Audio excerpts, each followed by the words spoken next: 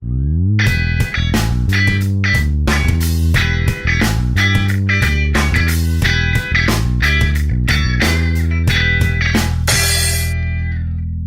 continuar com nossos estudos. Hoje nós temos uma aula toda focada no estudo de séries de Taylor. Esse é um tema da maior importância no estudo de séries. Digamos que é o fecho do estudo de série de potências. Com as séries de Taylor, a gente fecha a grande ideia de série de potências. O primeiro teorema, para vocês se lembrarem, ele já apareceu, ele diz o seguinte: suponha que uma função f é dada por uma série de potências num determinado intervalo de raio positivo. Elimino a situação em que a série só converge num ponto. Ou converge num intervalo limitado, de centro no x0 e raio r, ou converge na reta toda, caso em que o r é infinito. Série de potências, então, convergente, ela gera uma função. Imagine que a função é igual à série de potências. Então, os coeficientes da série de potências, os CNs, são dados pelo valor da enésima derivada da função calculada no x0, é o ponto em torno do qual a série foi desenvolvida, dividido pelo fatorial do n. A primeira consequência desse teorema é a seguinte: se uma função for dada por uma série de potências, e eu insisto nesse se ela for dada, porque nem toda função é dada por uma série de potências. Então, se a função é dada por uma série de potências, a série de potências é única, porque os seus coeficientes estão determinados a partir da f. Eles são dados pela derivada de ordem n, dividida pelo n fatorial. Então, se uma função for igual a alguma série de potências, só tem uma série. A série é única. Outra maneira de dizer isso: se eu tenho uma função e eu tenho uma expectativa de escrevê-la como série de potências, a série de potências que eu vou procurar é essa, em que os coeficientes são dados pelas derivadas sobre o n fatorial. Esta série de potências em que os coeficientes são dados por essa expressão chama-se série de Taylor. É uma extensão do conceito de polinômio de Taylor. No primeiro curso de cálculo, vocês estudam polinômios de Taylor, que é exatamente isso, mas com grau finito. E a série de Taylor, a somatória, vai até infinito. Então isso chama-se série de Taylor, desenvolvida em torno do x0. Muitos autores chamam de série de Maclaurin quando o ponto é zero, x0 igual a zero. Isso é só um detalhe para que, se vocês encontrarem essa notação, não se confundam. Exemplos. Nós temos já vários exemplos que nós manipulamos de séries de Taylor. E nossos exemplos, nesse instante, estão em duas categorias. Existem algumas funções que nós calculamos a série, mas não discutimos se elas são iguais. Então eu vou dar esses exemplos e vou deixar bem separado, com todo cuidado para não misturar as ideias.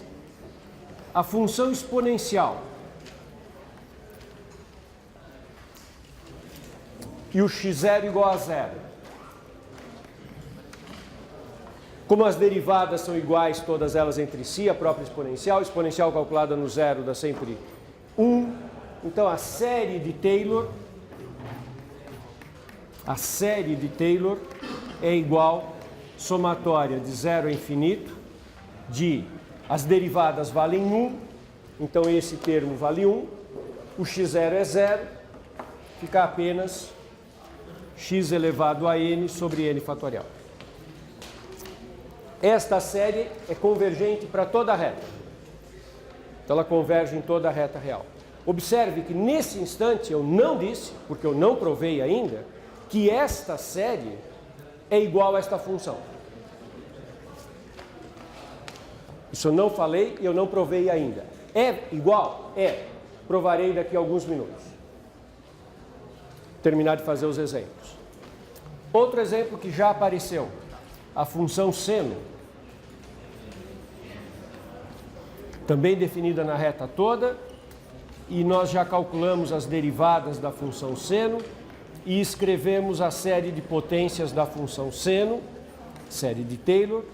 É uma série alternada, menos 1 elevado a n, o x está elevado a expoentes ímpares, estou desenvolvendo no entorno do zero também, e aparece o fatorial dos expoentes ímpares no denominador. Esta é a série de Taylor da função seno. E eu ainda não discuti se elas são iguais. Não é difícil vocês verificarem, deixarei para vocês fazerem. É um exercício simples.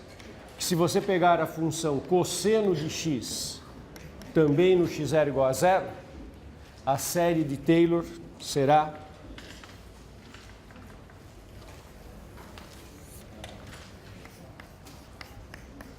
muito parecida com a do seno, trocando os expoentes por expoentes pares. Menos 1 elevado a n, x elevado a 2n, 2n fatorial. Esta é a série de Taylor da função cosseno. Há dois outros exemplos que nós já fizemos e que nós sabemos que são iguais. Por exemplo, da arquitangente. A igualdade que eu vou escrever agora já foi provada usando série de potências. Então, observe que eu vou escrever já direto que o arquitangente é igual e vou escrever a série de Taylor aqui na frente. E a série de Taylor da arquitangente, menos 1 elevado a n, x elevado a 2n mais 1, sobre 2n mais 1, sem o fatorial no denominador. E é uma série alternada. E isso vale para x maior que menos 1, maior ou igual que menos 1, menor ou igual que 1. Esta igualdade do item 4 nós já provamos. Então, isso aqui é dizer, a série de Taylor da arquitangente é esta série e a igualdade vale. E um quinto e último exemplo importantíssimo que nós já fizemos foi o ln de 1 mais x sobre o ln de 1 menos x, que é igual a 2 vezes a série n de 0 a infinito, x elevado a 2n mais 1 sobre 2n mais 1. Também são os termos ímpares, não é alternada e tem um 2 na frente. E isso vale para x de menos 1 a 1. Observe a diferença entre os exemplos 1, 2, 3, quando comparados com o exemplo 4, 5. No exemplo 4, 5, eu sei que a função é igual à série de Taylor. Essa igualdade veio de série geométrica, mas eu sei que ela é igual à sua série de Taylor. Nos exemplos 1, 2, 3, eu não sei ainda. Depois eu recordo que eu já mostrei um exemplo em que a função não coincide com a série de Taylor. Então, é uma pergunta que faz todo sentido saber se sim ou não uma função coincide com a sua série de Taylor. A resposta não é sim sempre, às vezes não coincide, e isso a gente tem que parar para analisar com cuidado. Embora eu não tenha eu obtive a série do logaritmo a partir da série geométrica, observe que eu sei que esses números são as derivadas. Aqui embutido, nesses coeficientes, o que eu tenho são as derivadas de ordem n dividido por n fatorial do logaritmo de 1. Então, se você olhar pensa num expoente qualquer aqui, o coeficiente do expoente 20. Quem é o C20 nessa última série?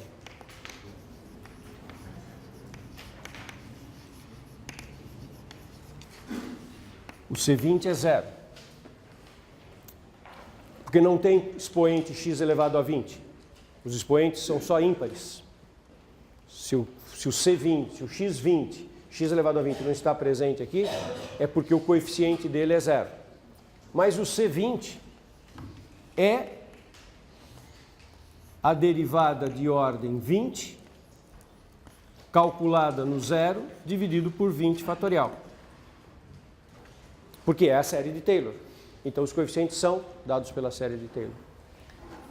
Isso significa que a derivada de ordem 20 da função logaritmo de 1 mais x sobre 1 menos x, calculado em 0, vale 0.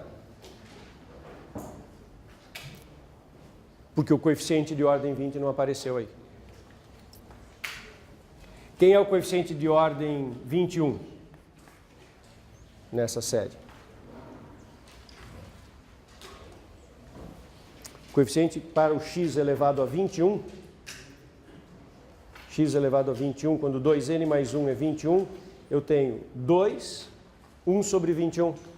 O coeficiente C21 é 2 sobre 21. Quando o x estiver elevado ao expoente 21, o n será 10, e esse expoente, o c índice 20, 1, será 2 sobre 21.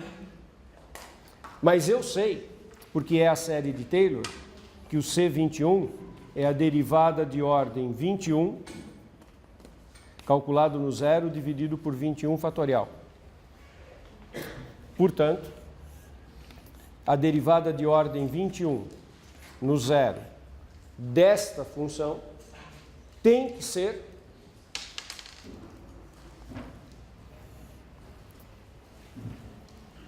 passa o 21 fatorial multiplicando o C21, que é 2 sobre 21, fica 21 fatorial vezes 2 sobre 21, então a derivada de ordem 21 daquela função calculada em zero é igual a 20 fatorial vezes 2.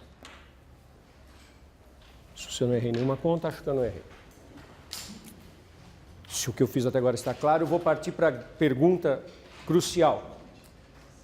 Em que condições que eu posso dizer que a série de Taylor coincide com a função?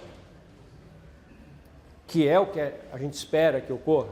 A resposta nesses exemplos será sim, elas coincidem. Agora, como é que eu decido, como é que eu entendo se pode ou não pode escrever um igual entre a série de Taylor e a função?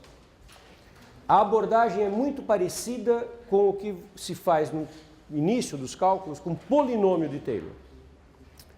A abordagem é muito parecida. A intenção é um pouco diferente, mas a abordagem é muito parecida. Então eu vou colocar dois nomes aqui que serão úteis. Polinômio de Taylor é um objeto que se trata no início dos cálculos, lá nos primeiros cursos de cálculo, polinômio de Taylor da função f de x, desenvolvida em x0, de ordem k. Então, o que é o polinômio de Taylor de uma determinada função, desenvolvida num ponto, polinômio este de ordem k. Polinômio de Taylor de ordem k, desenvolvido em torno do x0, é um polinômio, portanto, é uma função da variável x, que é dada por uma soma de 0 até k, não mais infinito, de 0 a k, da mesma fórmula da série de Taylor. Esse é o polinômio de Taylor da f de ordem k. E a outra coisa que eu recupero o nome é o resto de Taylor, ou erro.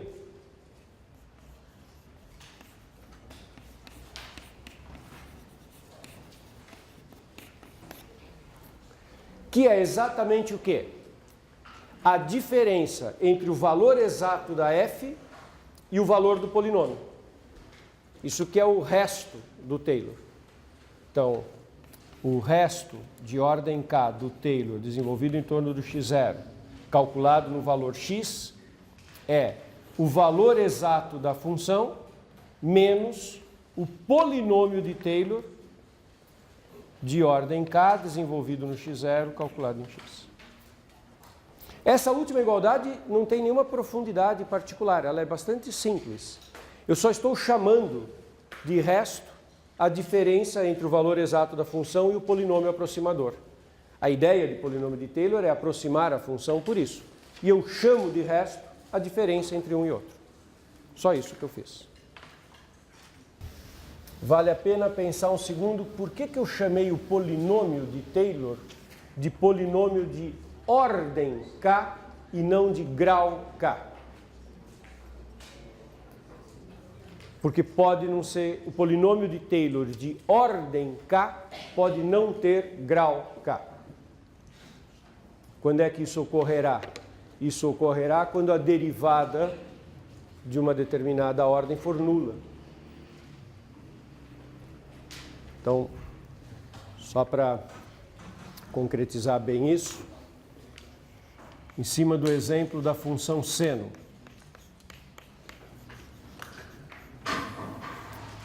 A série de Taylor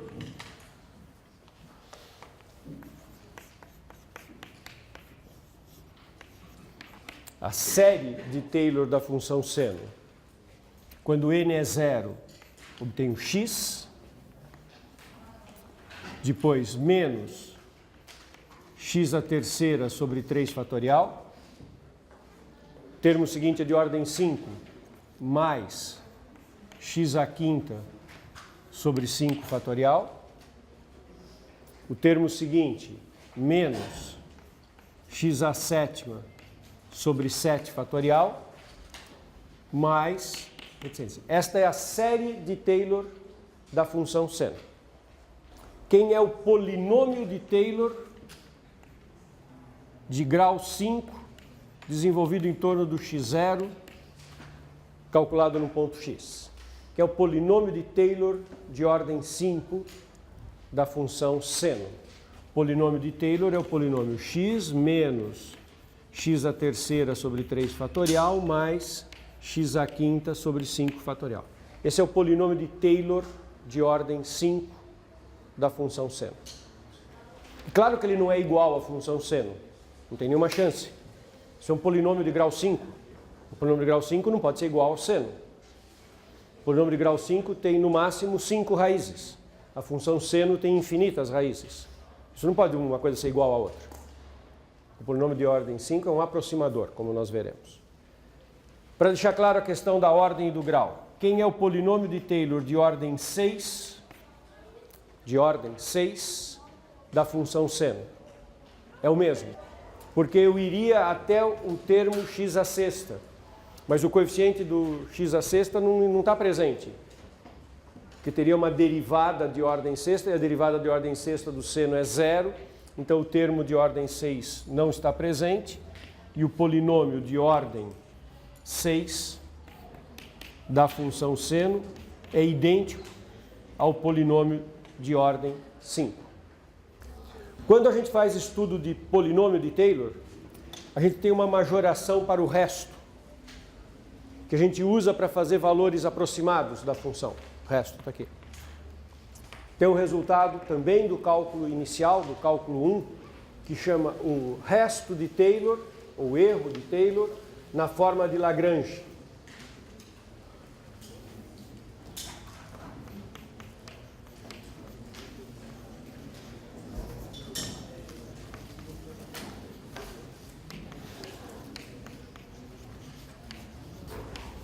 E isso a gente usa para fazer estimativa do erro que a gente comete quando troca a função original pelo polinômio aproximador.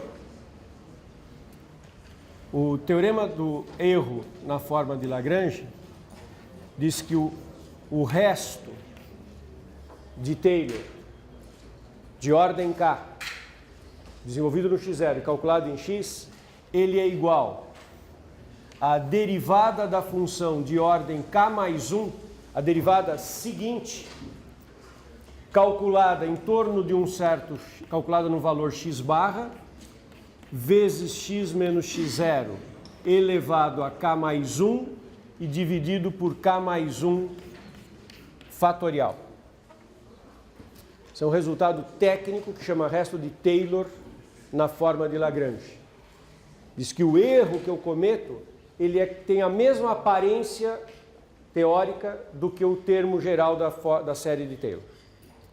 Só a única diferença é que a derivada não está calculada em x0, está calculado num ponto intermediário, com x barra entre x0 e x. Pode estar à esquerda ou à direita. Você está desenvolvendo o polinômio, a série de Taylor, num certo x0. Você toma um x que pode estar do lado direito do x0 ou pode estar do lado esquerdo, em qualquer caso. E esta igualdade do resto diz que aparece um certo x barra que pode estar ou entre o x0 e x maior que o x0 ou entre o x0 e x menor do que o x0 se o x for menor que o x0. Está no intervalo entre x0 e x. E a maneira prática de usar o resto de Taylor é a seguinte formulação.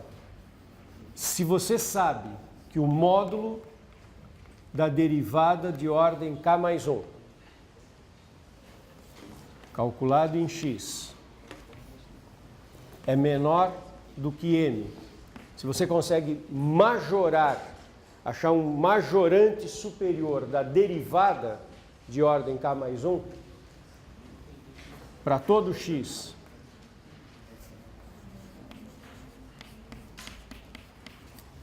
você consegue majorar na vizinhança do x0, com o x perto do x0, uma distância menor do que é, se você consegue fazer essa majoração para todo o x aqui dentro,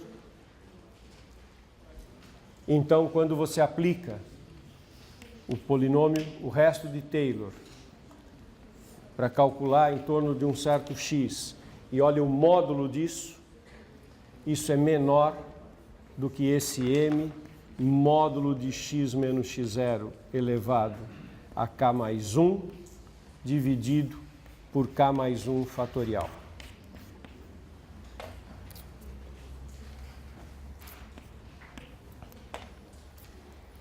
Esse resultado também é do cálculo inicial, dos primeiros cálculos, e é ele que eu vou usar em seguida. Eu tenho que ser capaz de majorar a derivada, achar um majorante para a derivada de ordem k mais 1, e aí eu sei que o erro que eu estou cometendo é menor do que a distância entre o x e o x0 elevado a um expoente, dividido pelo fatorial do expoente. Isso é uma constante. X menos x0 elevado a k mais 1 é uma potência. Se isso é grande ou pequeno, depende do x e do x0, da distância entre eles. E o k mais 1, vê se vai para infinito, quando o k cresce. Qual que era a abordagem quando você fazia isso no cálculo inicial, lá no cálculo 1? Qual que era o espírito da brincadeira? Você queria fazer uma aproximação da função numa vizinhança do x0. Você estava interessado em fazer isso perto do x0. Então você trabalhava com x e x0 próximos. Então isso aqui era pequeno. E ajudava que o resto ficasse pequeno. Eu não quero fazer isso agora. A minha abordagem é um pouco diferente. Eu quero saber o seguinte.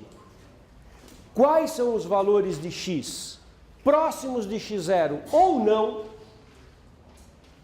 para os quais esse erro vai para zero? A grande pergunta aqui é a seguinte. Eu quero descobrir qual é o intervalo onde a série de Taylor e a função dada vão se aproximar.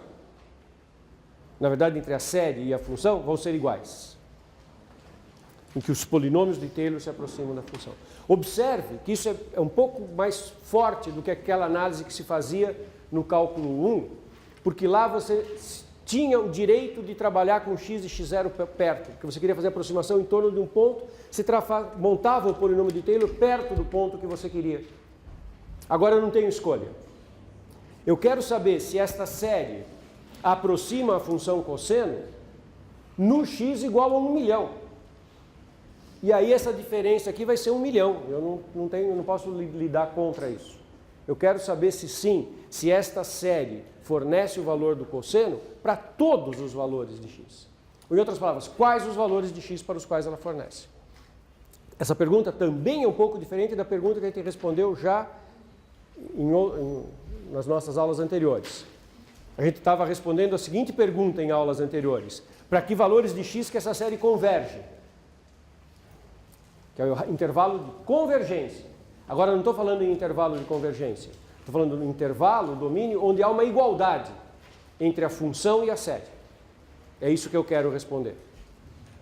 Para trocar esta função e colocar essa série no lugar. Então, o próximo exemplo. Eu vou mostrar que sim, a função exponencial é igual à série de Taylor da função exponencial. E eu posso trocar uma pela outra. A seno é igual à função, à série dela, e o cosseno é igual à série. Igualdade que até agora eu não tinha como escrever.